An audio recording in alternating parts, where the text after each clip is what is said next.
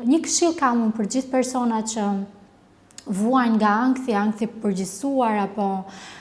t'i kujtojnë vetes se mbi të gjitha skenaret e tyre ankthios janë të vërtetuar shkencërisht se në 90% të rasteve nuk ndodhin kurrë. Kujtojani këtë vetes kur e kapni që jeni duke menduar në mënyrë shumë negative për gjitha situatat. Nga ana tjetër, dua edhe të cek një element të rëndësishëm. Personat ankthios kanë një tendencë, sidomos ata që kanë ndjesinë e braktisjes në fëmijëri,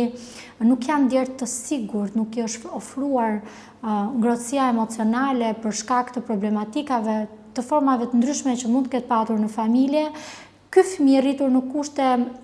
jo optimale emocionale mund të zhvillojë edhe ndjenjën e braktisjes gjatë gjithë jetës së tij apo të saj, do ketë frikën se partnerja apo partnerja do ta braktisë. Dhe këtu aktivizohen skenarët e ankthit në këtë tillë formë,